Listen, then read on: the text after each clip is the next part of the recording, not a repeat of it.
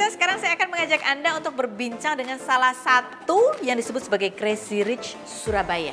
Mumpung kita lagi ada di kota Surabaya, kita akan ngobrol-ngobrol, ngoprek-ngoprek bisnisnya apa sih sebenarnya, kok bisa sukses, kok bisa jadi Crazy Rich, seperti apa? Ikut saya mau dijemput nih sekarang, kita tunggu ya. Mobilnya istimewa. Nah itu dia tuh kayaknya mobilnya sudah ada.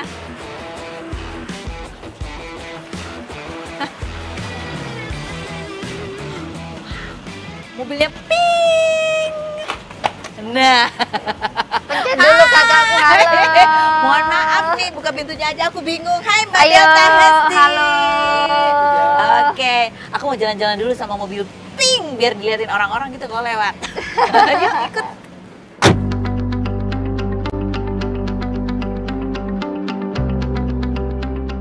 Nah pemirsa, sekarang saya sudah bersama Delta Hesti yang punya mobil pink, mobil Jeep tapi warnanya pink. Warnanya modif. Oh modif.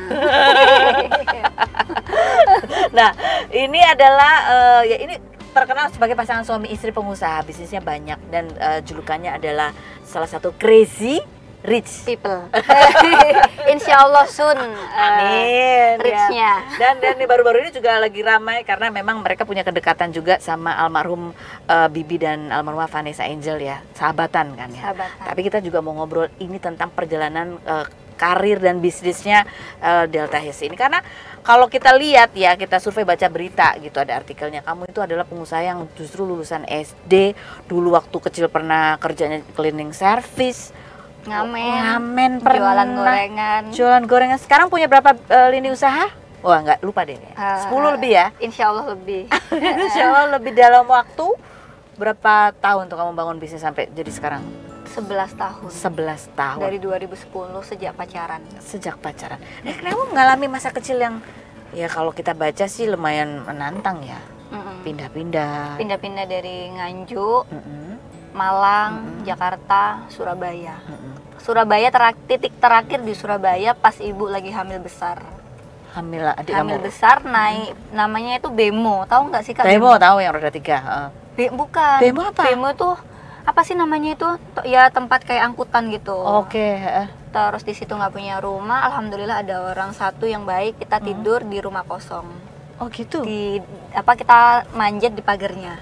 Ibu lagi hamil. Kamu umur berapa waktu itu? 4 tahun dan masih banyak saksi hidupnya, bisa ditanyain ke semuanya, daerah Pelampitan atau Siola.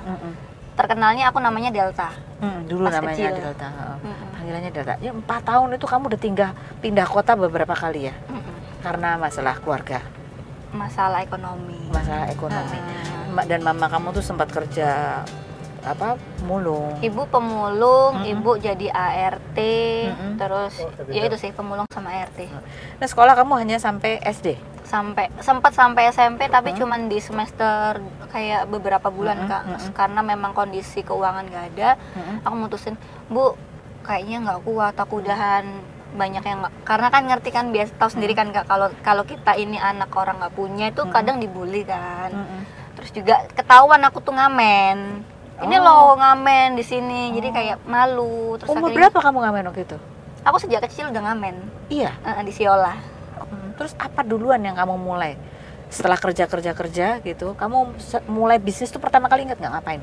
Pertama kali sebelum bisnis tuh pernah sempat jadi kasir, pernah jadi admin ekspedisi, terus pernah jadi cleaning service di Dinas Pendidikan 33. Kalau orang-orang Dinas Pendidikan pasti tahu saya. Terus juga pernah, aduh nggak kuat. Soalnya terus jadi pembantu pernah. Jadi pembantu, tapi itu cuma beberapa hari karena aku nggak kuat jadi pembantu. Capek. Terus akhirnya kayak, ini nggak bisa hidup kayak gini terus-terusan. Nggak kuat aku kayak gini. Terus aku bilang Mas Tom, kayak, aku dari dulu manggil Mas Tom kan B. Ada nggak sih kerjaan lain kayak gitu, tapi ijazah aku tuh SD. Terus dikasih lah tahu sama temennya Mas Tom, namanya Mas Randy. Nah itu masuk namanya salah satu brand besar di Indonesia, masuk di mall namanya Tunjungan Plaza. Masuk di situ bisa dimasukin. Tapi karena brandnya bangkrut, dari situ mulai muncullah jiwa untuk berbisnis atau dagang. lihat Mas Tom kok jualan stiker di tahun 2010, kayak kok enak ya dapat 15.000, 30.000 kayak gitu. Cobalah belajar second hand di Pasar Gembong, Surabaya. Pasar Itu awal Gembong. mulanya. Jualan second hand itu yang pertama kali, insting untuk dagangnya di situ. Jadi kamu cerita tentang masa-masa itu kamu udah kayak berkaca-kaca nangis gitu. Apa Iya. yang paling berat sih? Masih kamu Yang ingat? paling berat ditinggal orang tua sih. Nggak enak sih itu bener-bener rasanya itu kayak bayangin nggak, makan untuk hari ini aja nggak bisa Kak. Kita pengen bakso aja nunggu orangnya sampai dagangannya selesai, nanti ada kuahnya kan, ya kita minta kuahnya. Kalau dagangan orang yang belum habis kan kita nggak bisa minta. Nah kita minta kuahnya, nanti aku kasih pakai nasi. Makanya aku kalau makan bakso itu suka pakai nasi. Ya kebiasaan dari kecil soalnya. Biar kenyang ya. Mm-mm. Itu jadi beratnya nggak ada orang tua. Kenapa kamu nggak milih ikut aja sama orang tua waktu di usia itu? Ya karena aku tuh berpikir bahwa aku tuh punya potensi yang sangat besar. Kamu sudah yakin tuh? Bahwa oh nggak bisa seperti ini, nggak bisa, kita harus keluar dari zona nyaman. Karena kalau kita ngikut terus utangnya mau nggak mau kan harus dibayar Kak. Jadi waktu itu kamu tuh juga kerja itu salah satunya juga untuk membantu bayar utang. Bayar utang. Berapa waktu itu? Tahun berapa Itu dan berapa? Tahun 2010 itu 500 juta itu uang yang sangat banyak Nah, sekali. sampai sekarang juga masih banyak. Iya benar memang. Dan itu kayak itu sebenarnya utangnya nggak segitu, tapi kan itu rentenir gitu loh. Mana? Bunga. Iya, jadi berbunga. Jadi kalau kita nggak bayar bunganya kan kita harus tetap bayar. Terus bayar bunganya, terus dan itu makin besar kayak mumet aku nggak kuat gitu. Terus akhirnya ya dari situ, dari second hand merambat ke flat shoes, terus tas-tas dan lain-lain, dan alhamdulillah berjalan meskipun nggak lancar tapi dikasih ada aja rezeki karena di tahun 2010 itu online shop nggak begitu banyak. Iya. Nah, sekarang kita mau describe foto. Iya. Oke, ini nih foto tunggu sebentar nih. Sik. Nah, ini. Foto ini. Cing. Ya, lihat sosok ini. Wah, nangis loh nanti. Kenapa?